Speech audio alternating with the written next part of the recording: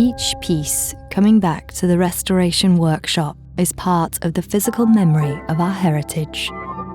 We must preserve their DNA, restore their original appearance and functionality without altering anything.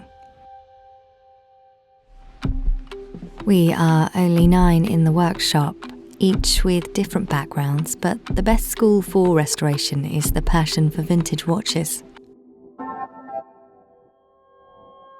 We must have a lot of curiosity, patience, do a lot of research to understand how the movements were imagined in the past. We are like doctors. We examine the timepiece, establishing a diagnosis of the care to be provided. For this triple calendar from 1942, I will focus on both its mechanism as well as its appearance, an historical aesthetic. I check if it is paired, meaning if the serial number of the movement corresponds to the case. This is mandatory to establish the archive extract. To do this, we gently disassemble the case with respect. Often, I like to imagine all that this watch has been through. It's fascinating to know that it's coming back to where it was born after so many years. I start by taking the parts of the movement one by one and cleaning them. If they're too damaged, like this escape wheel, I'll take back old components that we have carefully preserved in our archives. And if we don't have any in stock, I'll make them myself. Since 1833, we've kept the original drawings and tools in order to reproduce the smallest component identically. The decoration's also entirely done by hand. On the bridges, I redo the Côte de Genève. This consists of slightly removing the material in order to reduce the surface scratches and restore the original shine. The same goes for the screws. I take them back one by one and polish them before moving on to the final step.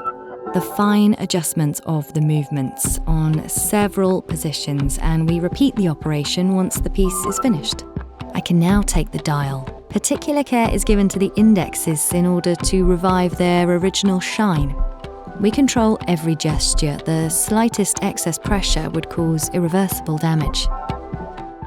The hands also remain original. They reflect the beauty of its face that has stood the test of time. We give them a light shine. Or, as on this other model of the 19th century, we sometimes blue them again. I remove the oxidation. The hands return to their original colour as steel grey. Then I heat them over a flame. In contact with heat, the steel changes colour and becomes blue again. There is not really a fixed duration. It is experience that tells us how many seconds to hold, what temperature to reach in order to obtain a sapphire blue. The plexiglass gets a makeover. I start by removing the visible scratches. I can polish the entire plexiglass to make it completely transparent again. I revive the crown by hand. It will shine again and wind the time for the next 100 years at least. I can now assemble the watch again and check the adjustments. It is a point of pride because we preserve not only the authenticity of a timepiece, but also its history. And each client wants to preserve their own and perpetuate it forever.